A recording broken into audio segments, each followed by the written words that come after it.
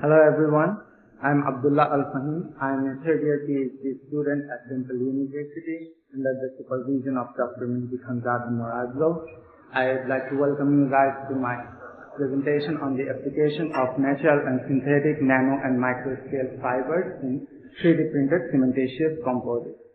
So the main motivation behind this research is 3D printed cementitious materials has been receiving an increasing attention, but challenges exist to deliver both cost-effective and sustainable 3D printed cementitious mixtures. The United Nations developed 17 Sustainable Development Goals that they want to achieve by the year 2030, and our research directly aligns with the number 9 and number 11 of those goals. So this study explores the potential of different fibers to enhance the mechanical properties, the durability, and the sustainability of the 3D printed composite. So we'll be incorporating some natural fibers into our research. So for natural fibers, we selected cellulose nanomaterials. They are biodegradable, renewable, sustainable, and naturally abundant. So in this research, we'll be investigating two different types of cellulose nanomaterials. The first one is the cellulose nanocrystals, commonly known as CNC, and the other one is the cellulose nanofibers, known as CNF. The main difference between these two fibers is the length and width of the fiber. So for synthetic fibers, we'll be incorporating polyacrylic fibers and glass fibers. And we'll also be investigating three different kinds of binders. The first one is the ordinary Portland cement. The second one is white cement, which is basically used for architectural applications. And we'll also be investigating alkali-activated materials. So for the alkali-activated materials, a fly ash to slag mass ratio of 70:30 was selected as the aluminosilicate precursor, and sodium hydroxide to sodium silicate mass ratio of 85:15 was selected as the alkaline activator. So this is the 3D printer we'll be incorporating. This is actually a clay-based 3D printer. So we modified this printer to make it compatible with cementitious system. So our research approach was divided into 5 different steps. The first step is to develop printable mixtures with different doses of fiber. The second step is to investigate the impact of these fibers on the fresh properties. The third step is to evaluate the impact of these fibers on the mechanical performance of the printed sample. And the fourth and fifth step is to investigate the impact of fibers on mass transport properties and microstructure of those samples. So for experimental program, we developed 20 different mix designs with varying doses of different binders, and we also used different binders. So the first main step in 3D printing is to get a homogeneous mixing procedure. So we developed 2 different mixing procedures. The first one is our control mix, and the second one is our fiber mix. The main difference between these two mixtures is for the fiber-based mix, we made sure that the fibers get properly dispersed into the system, and it added one extra step. So for sample preparation, we used Ultimaker Cura for 3D modeling our samples. The geometry of our samples were 1 inch into 1 inch into 7 inches. The sample was printed in 5 layers. The perimeter of the sample was printed in a straight line pattern, and the infill was printed in a zigzag pattern to minimize air entraining. So after the samples were prepared, the OPC and the white cement samples were wet cured at 23 degrees Celsius for 28 days, but for the alkali-activated ones, we still cured them at 23 degrees Celsius for 28 days, and 2 sets of samples were heat cured at 60 degrees Celsius for 7 days. So the second step of our research approach was to investigate the fresh properties. So to investigate the fresh properties, we developed a syringe method to characterize the extrusion force required for different mixtures. So this is how the syringe method looks like, and from this syringe method we can develop a graph like this one, where the y-axis represents our extrusion force and the x-axis represents the position of the piston along the barrel.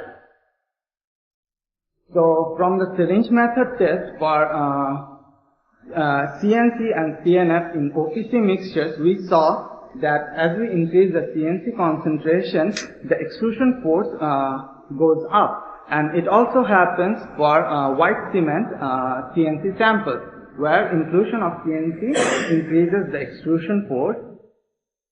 But something different happened with the alkali-activated system.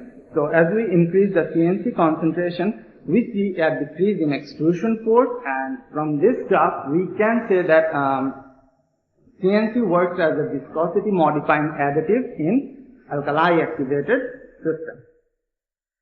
So the third step of our research approach was to investigate the mechanical performance. So to investigate the mechanical performance, we did some compressive strength and flexural strength test on our samples.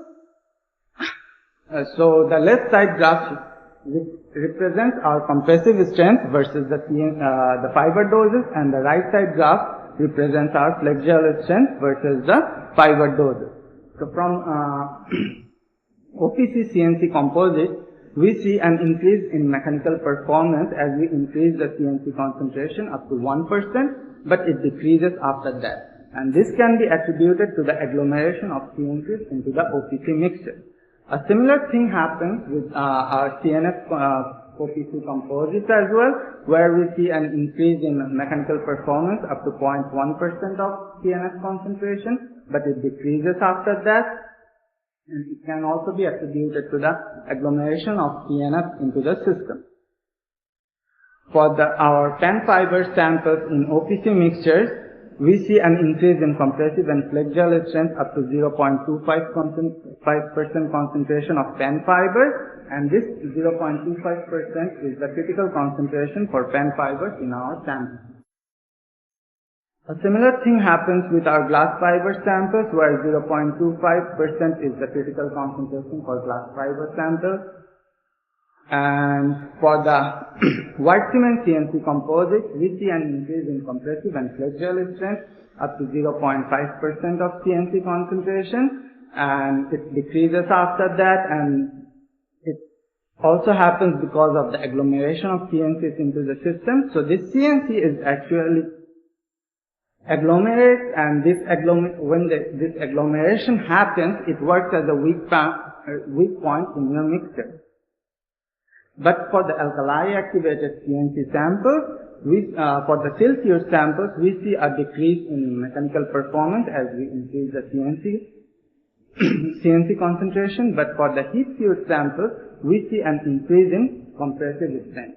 But one important thing to note here is that for the heat-cured samples, we see a significant increase in flexural strength compared to our silk-cured samples.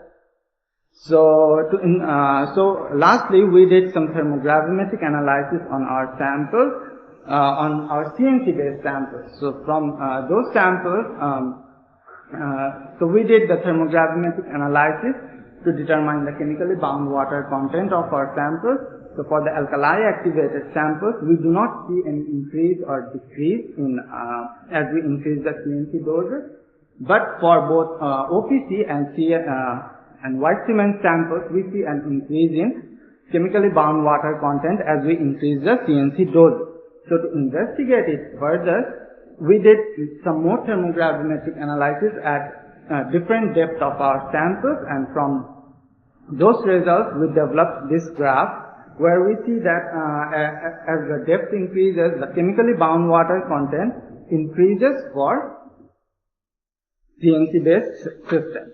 So in conclusion, we determined the critical concentrations of different fibers into our system. We saw that heat curing of alkali-activated systems results in better mechanical performance compared to silk-cured samples. CNC works as a viscosity modifying additive for alkali-activated systems.